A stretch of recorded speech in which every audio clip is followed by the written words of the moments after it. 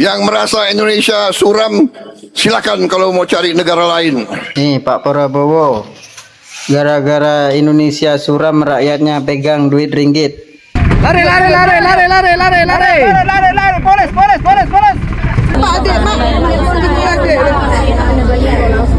यस्तो हामीले पासपोर्ट दिँदैन Tak kena tangkap, nangis lah, itulah, inilah. Tak kena tangkap, uang tu.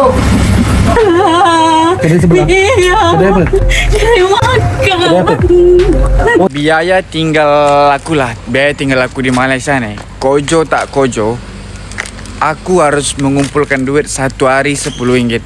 Kojo tak kojo, satu hari aku harus mengumpulkan duit 10 ringgit untuk pembayaran setiap tahunnya dalam 3.000 ke atas. Warga Indonesia banyak yang menangis pada dapat minta dilepaskan kepada Immigration Malaysia. Assalamualaikum warahmatullahi wabarakatuh. Jumpa lagi para sahabat dan teman-teman dengan Cak Farhan. Gimana kabar-kabarnya? Semoga kalian semuanya sehat-sehat saja. Yang baru bergabung di videonya Cak Farhan, terima kasih banyak-banyak yang sudah setia menonton di channel ini. Saya doakan semoga kalian semua dimurahkan rezekinya, dipanjangkan umurnya, dijauhkan dari malak bahaya oleh Allah Subhanahu wa Ta'ala. Amin amin ya rabbal alamin. Oke, para sahabat dan teman-teman, di video kali ini Cak Farhan akan mereaksi beberapa video tentang penangkapan immigration yang ada dekat Malaysia, para sahabat. Bukan setakat warga Indonesia, melainkan semua warga asing tanpa dokumen ditangkap, disapu bersih. Bahkan wanita Indonesia sampai menyeru, para sahabat. Ada yang nangis tak mau ditangkap sama immigration. Ada juga yang beralasan sedang mengandung. Ada juga yang beralasan sakit kepala, macam itu, para sahabat. Tetapi undang-undang di Malaysia apabila dilanggar, itu akan resiko kalian sendiri karena duduk di negara orang tanpa dokumen yang resmi. Ada yang menangis, para sahabat. Dan para sahabat penasaran seperti apa videonya, Mas Farhan akan ringkasin dalam sebuah video pendek. Apapun dia boleh komen dekat bawah, asal jangan bergaduh. Kita tonton sama-sama. Let's go. Yang merasa Indonesia suram, silakan kalau mau cari negara lain. Silakan, tidak ada yang melarang. Kalau kita memperkuat koperasi, bukan berarti kita akan memperlemah yang lain. No, kita perkuat semuanya, saudara-saudara sekalian. Indonesia kaya, Indonesia akan bangkit, dan Indonesia akan mampu memperkuat semua kekuatan di Republik Indonesia ini. Yang ragu-ragu, silakan duduk di rumah aja. Yang merasa Indonesia suram, silakan kalau mau cari negara lain. Silakan, tidak ada yang melarang. Kalau di Indonesia, mohonlah, mari kita bersatu. Nih Pak Prabowo, gara-gara Indonesia suram rakyatnya pegang duit ringgit. Nih, pegang duit ringgit. Sudah pasti. Okey. Ni ada. Hidup ke mati? Hidup. Ha? Pasport hidup. Copnya sosial. Ada untuk perni dah. Siapa sosial? Sudah mati sama je semua 20-23. Okey. Selain itu, pasangan suami isteri warga negara Indonesia ini pula merayu agar tidak dikenakan tindakan ke atas suaminya yang tidak memiliki dokumen perjalanan yang sah dengan memberi alasan isterinya sedang hamil. Mana? Tak ada pasport. Jom. Tak ada pasport jom. SPLT. Saya punya nak bayi, saya benarkan saya mau. Dia ada baby, ambil laki dia. Tolong jangan balik ke saya lah, saya mau masuk hospital. Rumah sakit. Mana boleh bagi alasan masuk hospital? Itu anak bayi saya. Macam ada tanggungan. Kalau kami dah pulang. Kalau bagi jawapan ada tanggungan, ramai orang ada tanggungan. Boleh terlepas kesalahan lah bagi rasa ada tanggungan. Tolong baca ke sini kan. Kalau saya mau pulang. Baby berapa bulan kamu? 5 bulan. 5 bulan. Saya punya hutang hospital 5,000 lagi tuan. Ni pasport kau? Indonesia ke? Laki dia kosong. Kosong? Ambil laki dia. Walau pelbagai alasan diberikan, lelaki tersebut ditahan untuk tindakan lanjut. Sementara itu, dua beranak yang dipercayai masuk ke negara ini dengan menggunakan pas lawatan sosial mendakwa dokumen perjalanan diri sudah tamat tempoh. Berapa lama kau dah Malaysia? Berapa lama? 1 tahun. Ha? 1 tahun. 1 tahun. Tak pernah ada permit sosial lah. Dah mati lah. Kakak, kosong juga. Tak kena tangkap, nangis lah, itulah, inilah. Tak kena tangkap, uang gitu.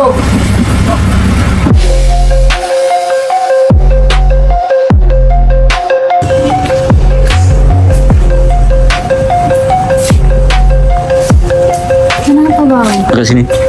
Kenapa? Masuk ke mana?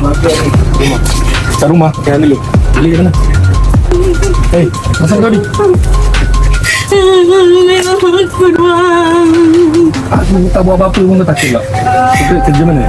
Kerja sebelah. Kerja sebelah? Iya. Kerja apa? Cari makan. Kerja apa? Oh, yang sebelah ni? Iya, aku demam bang, makanya aku balik. Tenang. Orang mana? Orang mana? Orang apa? Orang Sabah. Orang Sabah. Ada IC? Suami ya? Kau kan? IC? Ha? Takkan tak ingat. Kena orang Malaysia takkan. Agak-agak. Kan kau tak ingat? Kenapa tak ingat? Ha. Nombor IC takkan kau tak ingat? Kat rumah. Nanti kita cek. Nanti kita cek cap jari. Cuba tangan sebelah. Awak nak bagi kerjasama ke tidak? Ha? Satu. Sakit. Nanti kita cek awak punya IC dekat sana, tak apa. Kawan awak ada ni kan, handphone kan?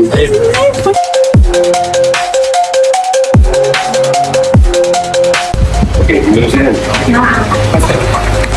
Pasport. Ambil beg kat sini. Anak pergi sebelah buat apa? Ini yang dia. Ini itu orang.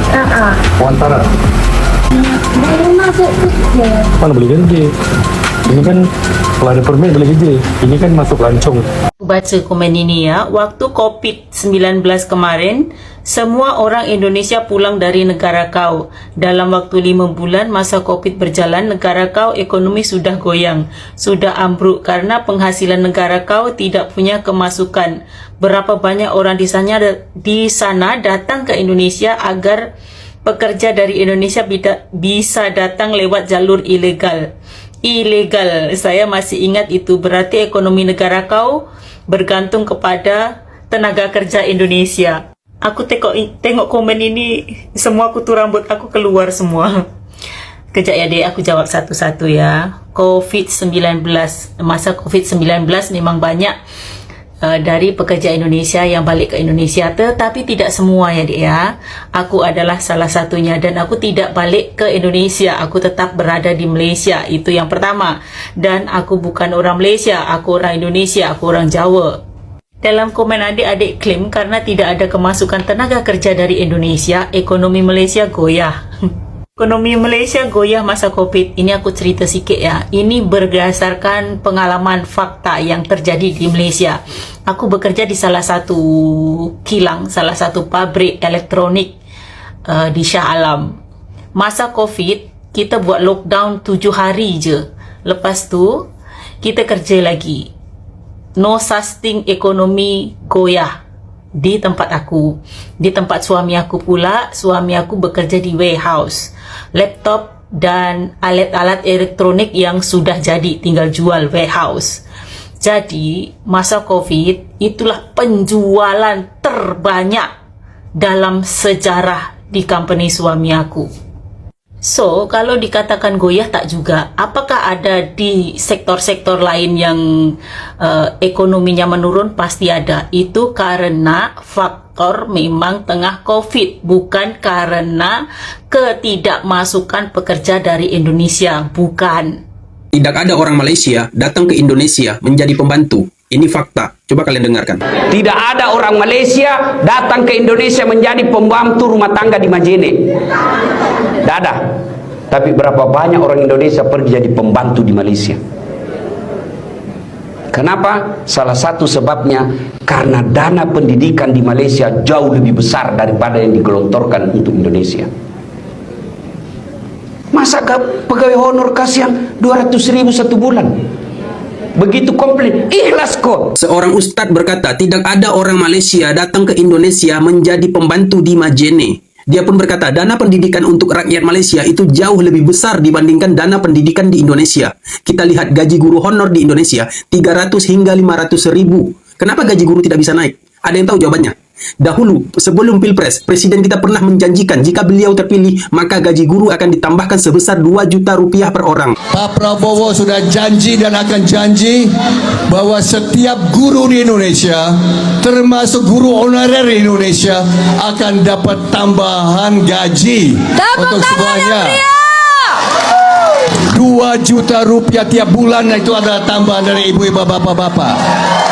Tolong dicatat. Nyatanya hampir 2 tahun Presiden kita menjabat, apa yang beliau janjikan belum terbukti sampai saat ini. Ini pernyataannya. Kenapa gaji guru tidak bisa baik? Kenapa gaji pegawai negeri tidak bisa baik? Kenapa anggaran selalu kurang? Ya kan? Karena uangnya nggak ada. Beliau mengatakan gaji guru tidak bisa naik karena uang negara sudah tidak ada. Mungkin sebagian kalian tidak percaya bahwa memang gaji guru itu betul-betul sangat memprihatinkan. Bahkan ada yang sampai 40 tahun mengajar cuma dibayar 400 ribu. Saya Bu Ijah, pada Juni 2026 ini memutuskan berhenti menjadi guru setelah 40 tahun mengabdi dengan membawa gaji terakhir 414 ribu rupiah. Mari kita hitung. Ini ya amplopnya. Kita buka.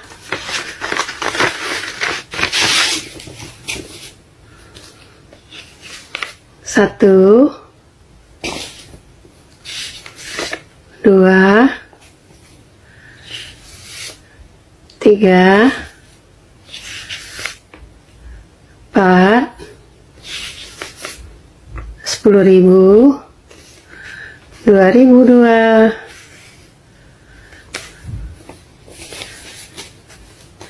Bukan pamer ya, hanya sekadar mengungkap fakta. Wassalam.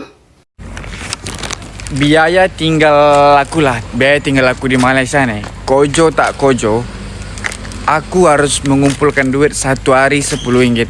Kojo tak kojo, satu hari aku harus mengumpulkan duit 10 ringgit untuk pembayaran setiap tahunnya dalam 3.000 ke atas. Macam itulah. Jadi bukan senang nak jadi senang, tapi nak susah senang. Anjay. Lari, polis,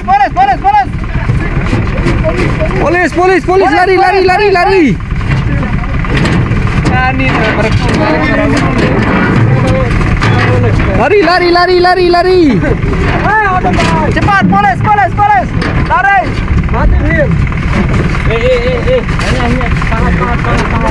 Inilah balik semua.